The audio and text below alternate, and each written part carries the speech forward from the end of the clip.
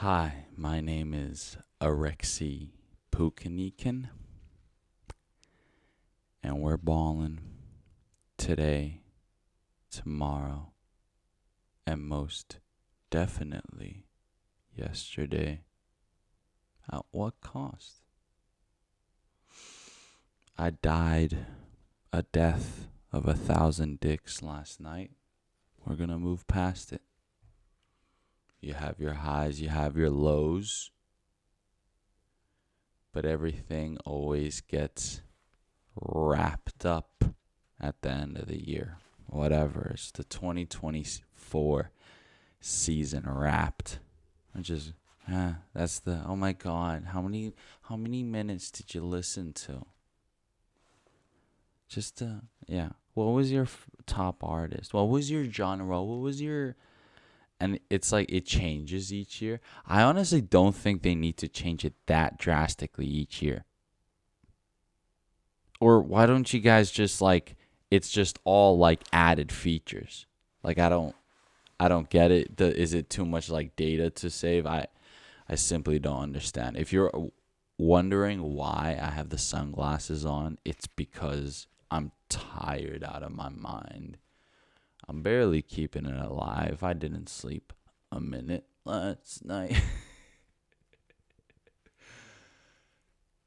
How could I when I am a failure?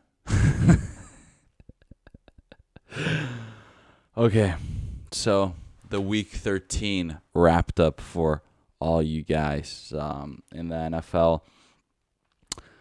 Well, the 2024 NFL wrapped. The top spot goes to the Lions. We're just all the way on the top when it comes to Detroit, when it comes to Eminem's hometown. Sitting as the top franchise, sitting as the top organization, sitting as the top sports team in the NFL. Top ballin' out savages. Oh my God, they're just balling out of control. And that's just the NFL in a very general sense. That's the vibe. It's the vibe, That's kind of like the genre. It's just been the Lions. We're just running it up. Running it all the way up. Funnily enough, though, they aren't clinched. Like, statistically, they're still not clinched, which is absolutely insane. But, they're sitting pretty top NFC. And then there's other guys sitting pretty, too. The hopeful romantic Jordan Love with nothing but the realest love in each throw. Every attempt. He did well. This is what I'm talking about. Gotta show love to Jordan Love. 28 attempts, 21 completions, 274 yards, 2 touchdowns. Packers now at a strong 9-3. And if you really, Packers don't, there's nothing like crazy hype about like a Packers, like, it's just love. Yeah, right. Like he is the franchise quarterback, but it's like there's not, right. Josh Jacobs kind of been doing his thing. It's just like they're just there because they're just doing it right. And statistically, 98% chance of making playoffs as of right this moment. So great dub for the Packers last weekend by faith. By faith. Russell Wilson, Steelers Nation, Mike Tomlin, great team win. Team win. By faith. Fresh off of turning 36 years old, Russell Wilson. Super Bowl winning Russell Wilson. 414 yards. 3 touchdowns. Yeah. Bengals. Sorry about that one, Joe Burrow. It doesn't get better. At least he bought himself a Batmobile. That is fucking sick. just don't do what Travis Scott did. Just please. That's all I beg. You're already a bit of a meme with the fucking bleach blonde hair. Okay, oh my God, I love Joe Burrow. I'll pray for Joe. Pray for Joe. I'm sure Russell Wilson is praying for Joe. But hey, Josh. Hey, Josh Allen. Why don't we just wrap this year up real quick, okay? You got Haley Steinfeld wrapped up now. The wifey, right? He probably got a nice Christmas bonus after that that performance that he just had in the snow in Buffalo, New York, going against the San Francisco 49ers. Yeah, Josh, and he's just doing his thing. I mean, the Christmas lights, they've all set it up at home. I'm sure it's a grandiose fucking Christmas tree.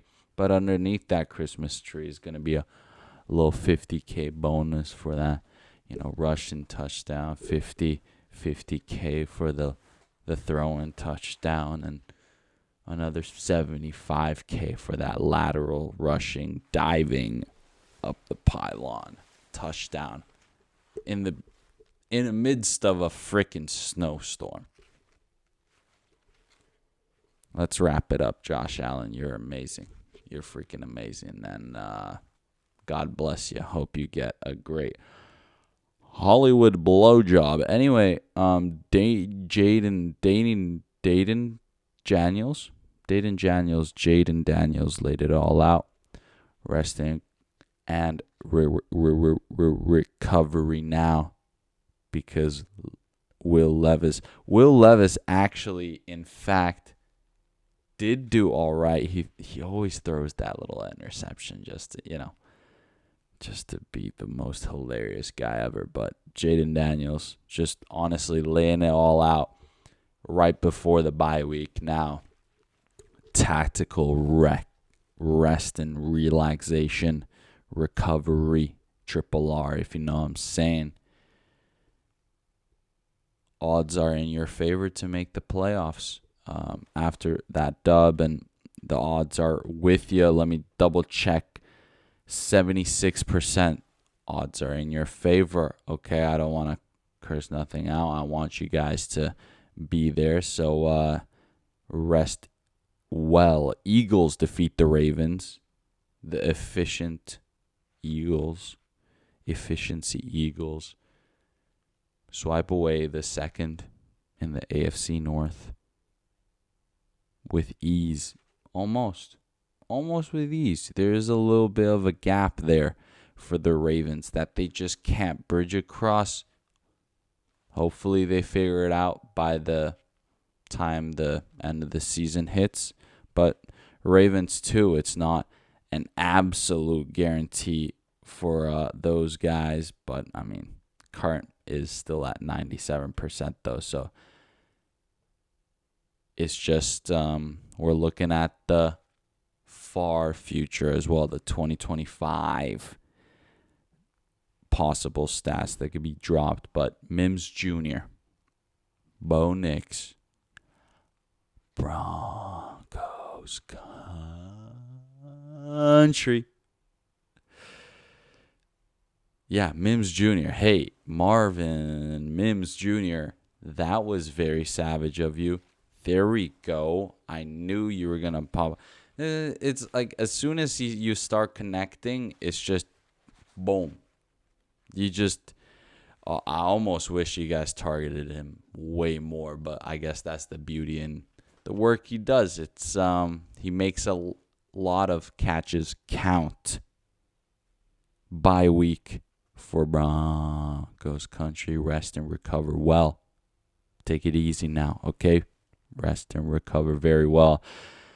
It's going to be an easy matchup coming off after that. However, we still got a little bit to go to end off the regular season.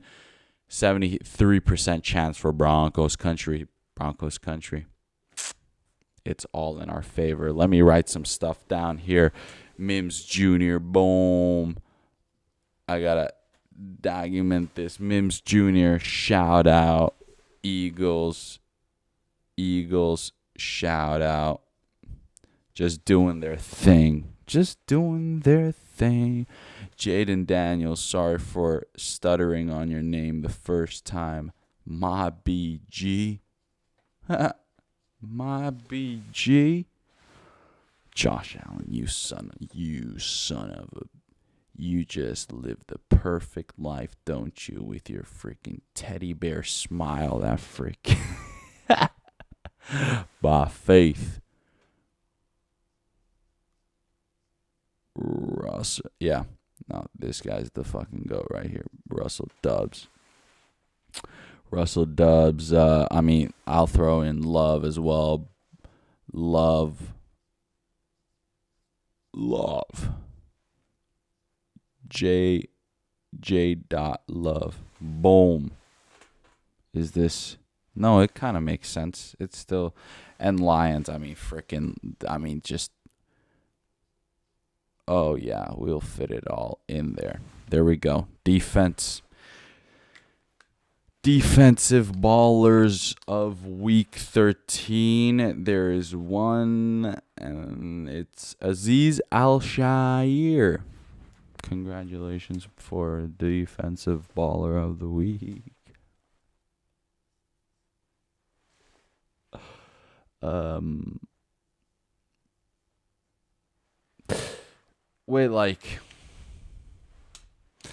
Dude, this is like, I'm not even trying to be mean or anything, because it was already like a bad situation. So like, if anything, I am trying to at least giggle a little bit out of this horrible negative situation. Trevor Lawrence is most likely out for the rest of the season after Azeez Al-Shaair made contact with him during a contact sport. Let's keep that in mind. That was an objective statement.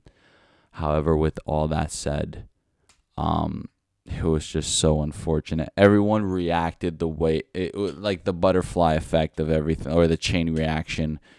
You were never going to stop it. One of the few times during the time that I've followed the NFL where I had to look away. Like, when it happened, I was like, no, I got, but then of course I love Trevor. I want to know that he's okay. So I had to look back, but it was like, that was the instant reflex. I had to go, oh. Like I was, no. Oh my God. Yeah, no, I feel so, I feel horrible for Trevor. Like, that was one of those where it just like, it's going to hurt. Like, that it's going to, like his head's going to hurt for a while after that hit. It's not even about like, I'm just worried. And Azeez, my only like opinion is just you don't have, just block out the hate. Like, your coach already on the press conference is standing on your side and everything. So just don't look at social media, and just don't say anything on social media. That's my opinion, bro. Bro, there's people that said it happens. So and it already happened. So just, like, I don't get it, bruh. Damn, man. That's all I have to say. But either way, for the jokes, sorry I had to get so serious. I told you I'm a little bit tired. I'm just, well, what's the point of even trying to be funny? Fuck. Get a lot. Trevor. Fuck. All right. Let's go to week 14, ladies and gentlemen. Jesus. But yeah, I've been talking about these percentages. I've been dropping on you like fucking, bombs and shit, like fucking Oppenheimer, whatever the fuck. it's because the playoff picture is really coming into play right now, and the NFC, and especially the NFC West, the Wild Wild West. They were doing this last year. They're doing it again. It's wild. And with that being said, let me drop some more percentages on you. Falcons currently, even though they are the first one in the... Oh, sorry, I'm not even dropping NFC West stats on you. I'm dropping Falcons stats because I got so excited about Leclerco chains. I seriously got so excited about Leclerco chains that I just went straight to like Wild Wild West, pistols, shootout. I don't know. Wait, but whoa. Hey, Atlanta Falcons, they go against the Vikings. And the only thing I'm trying to say here is Leclerco chains. He won't give up without a fight because they're number one in the NFC South. They're currently sitting at a 55% of making the playoffs, even though they're fourth in terms of the seeding in the whole NFC.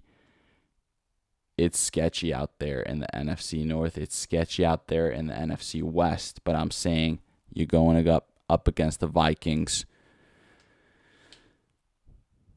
I think they won't give up without a fight. And so won't Leclerco chains. So with that being said, Falcons.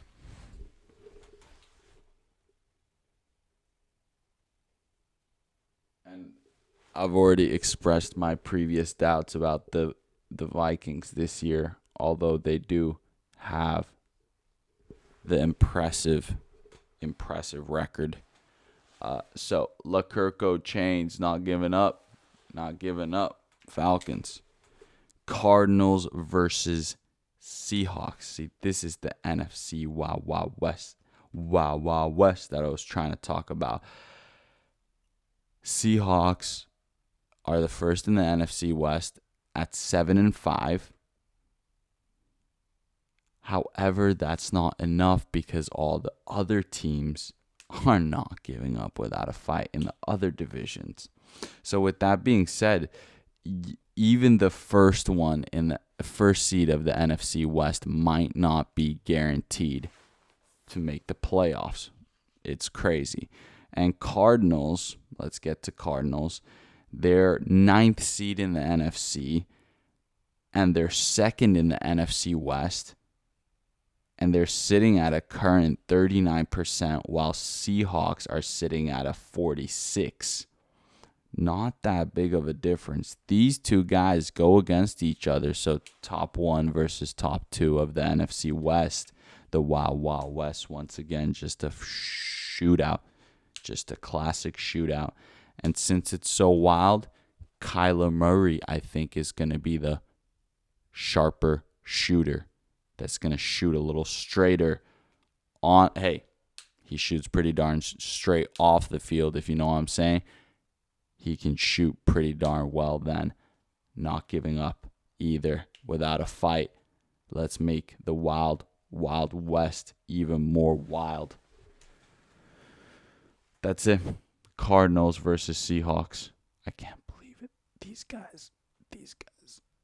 And I do think that, like, some of these guys are genuinely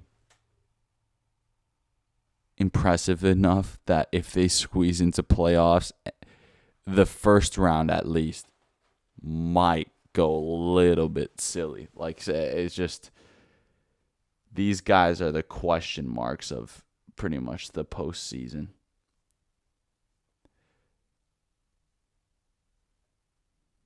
Imagine one of these guys just freaking upsetting like the Chiefs or something. Hilarious. Cardinals. Oh my goodness. I'm so bad at this. So I wrote the name and I just, okay. All right, you freaking genius. Last but not least, Bills versus Rams.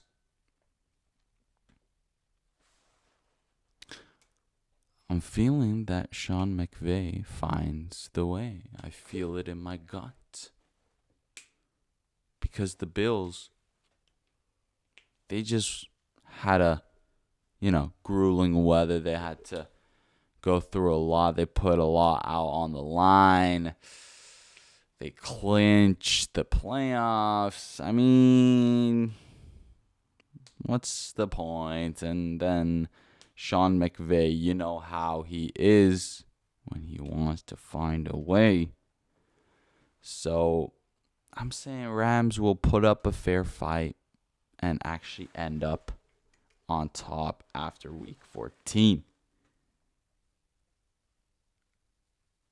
Just giving you some underdog picks like the savage that I am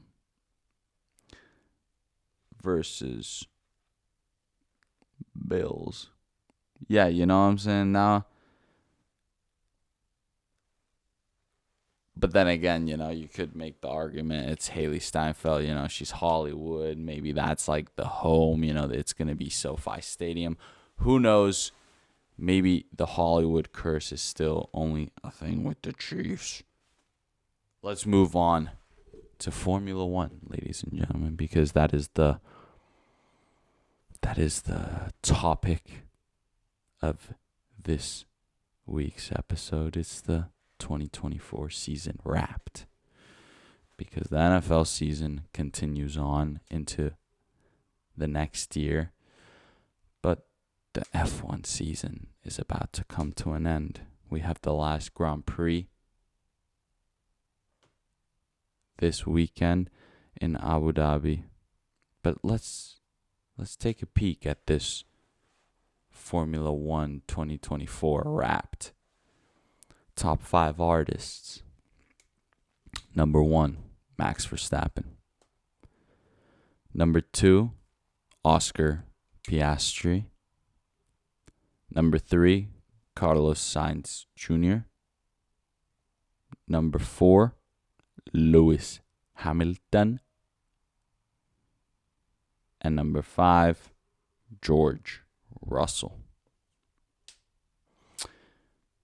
Let me run those back real quick with a little explanation. Max Verstappen, he's the GOAT. 4 in a row. And especially in a season where the car wasn't dominant. It might have been at some point. It wasn't throughout the whole season. He still made it 4 in a row against a bunch of killers like Oscar Piastri. Oscar Piastri's second year in an F1 car. In his sophomore year in F1, gets himself his first win and another one on top. Not bad. Not bad at all for a dude who's younger than me. I wish I can do anything, dude, as cool as you, bro. Fuck. Only thing is, I think you gotta start fucking with some BBLs. No, I'm kidding. Don't do one, Lando. Third is Carlos Sainz Jr. Because being the number 2, being kicked out of the team that you thought you were going to be in for a while, with a car that's not even, that great compared to the start of the season, Red Bull, and second half of the season, McLaren, they were never like the dominant car. And Carlos Sainz, being the second driver pretty much in the team, gets himself multiple race wins this season. Savage. Just pure savagery. 4th place is Lewis Hamilton, because at age 40, he's still getting multiple race wins. And lastly, George Russell, because I think Mercedes were far away from Red Bull, McLaren, and Ferrari. However, George Russell, with his efficiency, technically, ladies and gentlemen, you got to remember, he won 3. Technically, he won 3. Remember Belgium? Remember Spa-Francorchamps? Yep, he does. He technically won 3. But anyways, let's go to the top songs. That was the top artist. What about top songs? Well, number 1, it goes to Azerbaijan. Yeah, I think this Oscar Piastri guy is on another level because in a way, he doesn't care. But in another way, he only cares. And he's so young, so he doesn't care in a way. And I think the highest speed crash or collision between 2 cars of this season, when I saw that, I was like, jaws dropped. One of the hardest moments where my jaws have dropped ever in Formula One. It was absolutely insane. Then you go to Canada is number 2. Canada, wet weather, K-Mag, generational run, Ayrton Senna run, Alex Albon, double overtake, Perez crashing after giving a cross-track extension.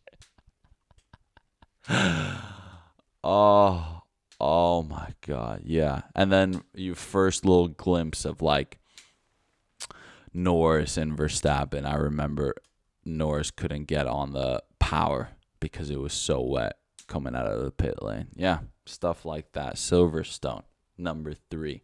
Lewis Hamilton doing goat shit on also a wet / dry / wet / dry weather. What was that? And then what? And then what? And then it went down to the wire like Verstappen was flying at Hamilton, and Hamilton just held it together at home. What? Austria. I guess in a way that was the initiation of the the kind of storyline of the rivalry of Verstappen and Norris. Like, oh damn, they're really fighting out there for the championship. Like, that was crazy though, and it was it's hard to hate on Austria, really. I think it's top 5 every single season. Mexico. Well, just because my boy Carlos Sainz Jr. basically got the revenge from the top one, the Azerbaijan. He got the revenge wins in Mexico, in Checo's hometown. And the top genres, I know I'm stretching it. Go fuck yourself. I love Formula One. Seriously. It's so, honestly, because no one's going to listen to this fucking shit anyways. I'm in between. Like, it's either the new Drive to Survive people, right, that watch Formula One, and it's like, it's all these young people that are just, let's just, right, like me. Like, we're not too bright of a generation, all right? And then there's the OGs, and then they don't even watch it anymore because it's like so unfamiliar and they can't keep up anymore too much with the new kids. So I'm almost like in between because I don't, fucking F1, you sons of bitches. But anyways, top genre. I love this sport like no one else loves this sport. I see through the fog. Anyways, Ferrari is my top genre of this season, bruh. I genuinely think if you look back of who I called pole or winner, it was the most people I had was Ferrari. Because I was like, you know what? both of those guys are nasty. Either they get the win or they get the pole. Something. Like always, I was just like, oh, yeah. And then they ended up doing exactly what, right? I mean, Leclerc is an absolute god. I know that he wasn't in my top 5, but still, he got the 2 most important dubs that he needed to get. The one at home in Monaco that he hadn't for years. And then in freaking Monza, in the heart of Italy, heart of Ferrari. Yeah, all right, dude. Ferrari was the top genre. Number 2, Haas. Oh, yeah. The only American team. Well, not for long. Cadillac and General Motors coming into the Formula One grid, adding 2 more cars to the grid. Hell yeah. Which, if you really think about it, they're going to have to extend the width and the length of some tracks and straights and turns, with the freaking American cars in there. You know what I'm saying? But as of right now, Haas is the only American Formula One team and is run by a Jap, which is so... And Japanese people are the most efficient freaking people on earth, and that's who you should have had. That guy should have been running the whole thing. He's running Haas like, the Japanese people run Toyota or Seiko or, it's right. This is a good quality product, right? And I'm going to get the most out of what you give me. That's it. That's what Haas has been doing. I'm sorry that, hey, dude, I said the Oppenheimer stuff. Dude, look how far we've come. Formula One. Look at that. Beautiful, right? Beautiful. But Haas, seriously, Nico Hülkenberg, Kevin Magnussen, a little bit of Ollie Behrman every now and then. Yeah, Haas. Lots of respect, especially for Nico. He was always pushing every single Q3, every single Q2, just pushing it all the time. And yeah, gotta shout him out as well, especially on race days. Top 3 genre, McLaren. Gotta give it to McLaren. It's hard to hate on them. They're gonna win their first Constructors' Championship in a long, long time. And they did it with Oscar Piastri and Lando Norris. There you go. Williams comes in at top 4. That's just because Williams. Hey, ho. Carlos Sainz Jr. going into Williams next year. And just because they've been the most unfortunate team. Like every time they made any kind of upgrade to the car or there was any kind of consistency, boom, you crashed the expensive car. It shattered into pieces. And now it's gonna cost so much more money to fix them, so that we can't even put in the new parts. Like, it's crazy. I feel so bad for them. Like the way James Vowell, dude, that guy's been through a hell of a year, dude. And that's why I'm saying you got the bad karma all out the way. Next season's gonna look nice and shiny for all of y'all. Mercedes, I gotta give him last top 5 spot, just because even though I really feel like clearly fundamentally the car was not on pace with the other guys, I still think with especially the drivers George Russell and Lewis Hamilton, they were, and Mercedes still did their best. The George Russell and Lewis Hamilton are 2 guys that don't fuck around. They're the ones who are making fucking demands and, all that shit. So, the fact that Merck even kept up with those 2 savages and, got wins. Las Vegas, they pulled the 1-2. Like, who would have thought Merck would have pulled a 1-2? Like, absolutely insane stuff. So, shout out to Mercedes as well. Qatar. Joe points, Joe points, Joe points, Joe points. That's all I want to tell you. That's all I want to tell you about Qatar. Zhou GuanYu points. 很厉害，我的兄弟。Abu Dhabi, here we go. Last race. Let's try not to get emotional. I am about to get emotional. I'm no bullshit. I'm very close to crying, but last race of the season. What a season it's been. Fucking all this bullshit. The Constructors' Championship has yet to be decided. McLaren versus Ferrari. Ferrari have to score 1-2 and the fastest lap, while Lando and Piastri finish 4th and 5th. So basically, if Ferrari get a very dominant 1-2 with Merc and Verstappen being up on the pace, right? So let's just say theoretically Verstappen would slot in, or maybe Merc are just up on their game, right? Which, to be fair, that's my whole thing. That's my whole conspiracy. It's like McLaren still, like, they're still almost considered like McLaren Mercedes because they're running the Mercedes engine. So I'm almost thinking, like, don't, in a way, Mercedes rather have McLaren win than Ferrari win. So why would they even, like, put up a fight against the McLarens? I don't know.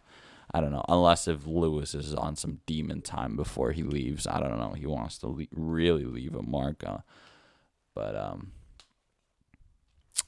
I mean, that's just, let's just say it ain't gonna happen, right? It maybe possibly could, but very rare that Verstappen's gonna chill.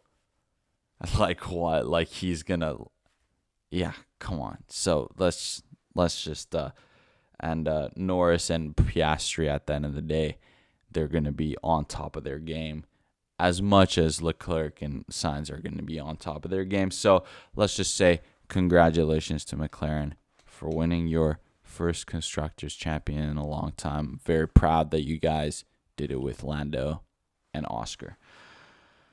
Okay, so Abu Dhabi pole position. I'll give it to Norris, man. Norris, he's still gonna leave a great mark. I do think if he gets the pole, he'll even lead after the first turn or the first lap. But I'll give the pole over to Lando Norris, and the winner I wanted to be Bottas. Fuck Bottas points. I wanted Bottas.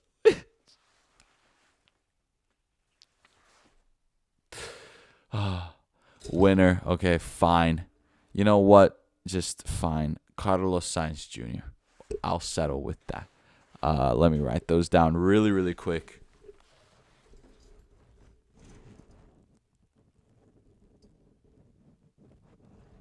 Noise. And winner. Sainz Jr. Everybody like the wow. Carlos Sainz Jr. And because it's the end of the season, I want to give a farewell to possibly Franco Colapinto. I guess you can throw other names in there. Possibly Liam Lawson. Possibly, all the ones that haven't been officially confirmed. You just gotta assume. Maybe, I don't know. Kevin Magnussen. Thank you, Kevin, for all the years in F1. You are a savage. I think you're one of the only ones who actually has a lot of showmanship as well. Like, just, you're putting on a bit of a show. You're like, who cares? I want to overtake and challenge and really race. And that's what you are. You're a race car driver. Always will be a legendary one. Thank you, K-Mag, for an incredible career. Lastly,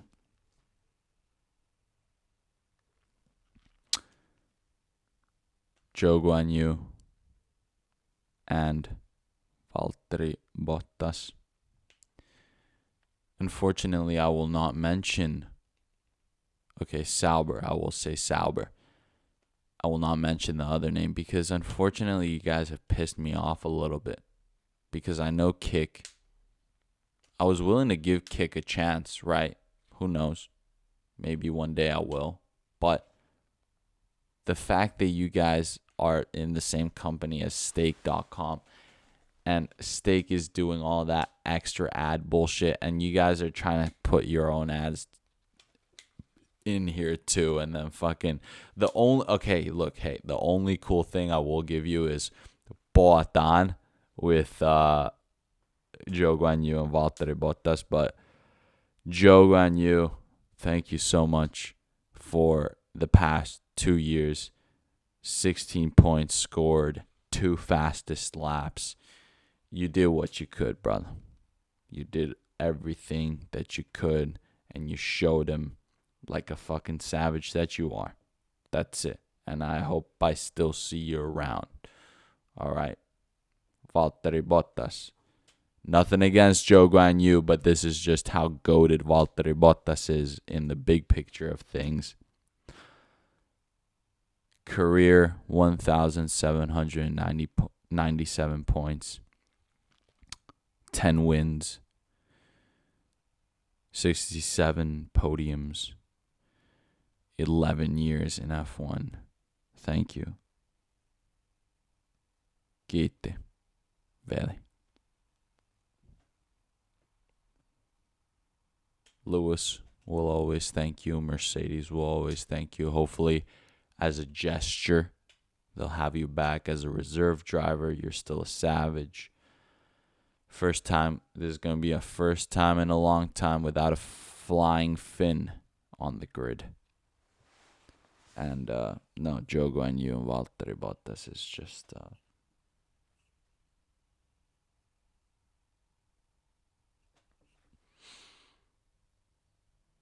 it means something, man. It really does. When there's a Finnish dude and a Chinese dude just racing together. That's some real shit right there, man. That's some fucking real shit right there, man. UFC 310. Last one of the year. Last pay-per-view of the year. Too many great matchups. I can barely freaking list them. All the way in the early prelims, freaking there's like Chris Weidman, freaking Eric Anders, right? Brian Battle, Randy Brown to kick off the prelims. What the fuck? We got Aljamain and Movsar Evloev going against each other. This one was the one that was pushed back. Now they finally match up in the prelims. Vincente Luque is also fighting Dominic Reyes versus Anthony Smith to end off the prelims. Savagery going on. Nate the Train kicking off the main card.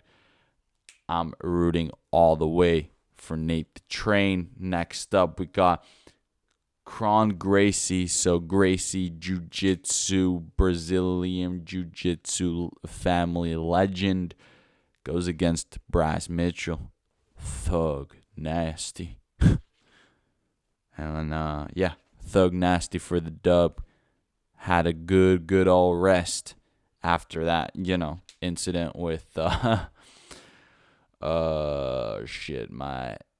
Josh Emmett. And here we go. Gonna bounce back against a Gracie. I like the sound of that. Cyril Gane, who's ranked number 2 in the heavyweight division, by the way, goes against Alexander Volkov, who's ranked number 3.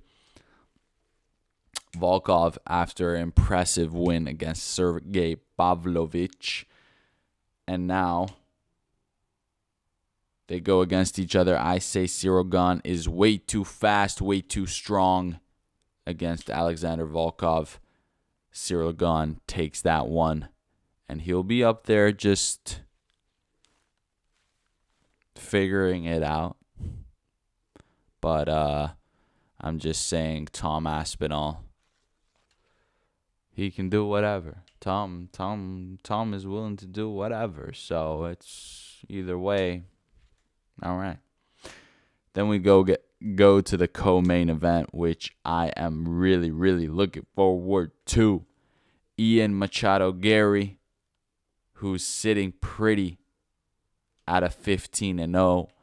And honestly, at this point, the most wholesome MMA fighter, and especially Irish MMA fighter, compared to, some former Irish MMA fighters who are maybe not so wholesome anymore. At least Ian Gary is one wholesome bastard. And very skilled, very dangerous. However, Shavkat Rakhmonov, I think this is a different level that we're dealing with. 18-0, so 3 more dubs and equal amount of losses, which is a 0. Shavkat Rakhmonov from Kazakhstan. Yeah, I don't know what to tell you, dude. This guy's a nomad. Like, this guy's, isn't that what his literal fight name is? Nomad? Yeah, exactly. This guy's a literal nomad. So, I respect Ian Machado Gary. He's embraced also the Brazilian culture, but dude, this guy rides horses, bro. So I think Shavkat is easily going to become the welterweight champ. He's just got to patiently get there by taking the 0 away from Ian Gary. So Shavkat, I got you. Finishing in round 2 TKO. Round 2 TKO. Main event of the evening. We got the Brazilian Savage, Alexander Pantoja, flyweight champion of the world. Alexander has defended his belt and just been destroying everyone else in the flyweight division for a while now, where UFC is just like, okay, well, we literally have to get a guy from another organization, from another country to seriously just please try and do something. And they got Kai Asakura from Japan. Very decorated bantamweight champion over there. He comes fresh into the UFC. First fight in the UFC. All right. Let's see what you can do, because I am impressed with the fact that he only has 3 decisions, even though his professional record is 21-4, I think. Let me double check that. 21-4, which means he's got 25 fights professionally. He only has 3 decisions. So this guy doesn't mess around whatsoever. And we all know Alexander Pantoja doesn't mess around. So this is about to be, I think, an all-out war. And it's going to be maybe early round 5, or it's going to be early round 4. Something weird. But they're going to go at it for a little bit. Those freaking savages. Ladies and gentlemen, thanks for sticking along. I'm trying to hang in there. The mood will change soon. It's just this one was one of those where it's just okay. Let's just maybe wrap this one up. All right. Thanks for sticking with me. I'm Alexi Puganiku. One more Ballin today. And only today. And we might have to ball out a little bit tomorrow because it's Finnish Independence Day. Happy birthday, Finland. Right. Gotta drink for the, Mother Nation. Anyways, I love you guys. I really do. I gotta start learning how to love myself a little bit more. All right. Take care. Ciao.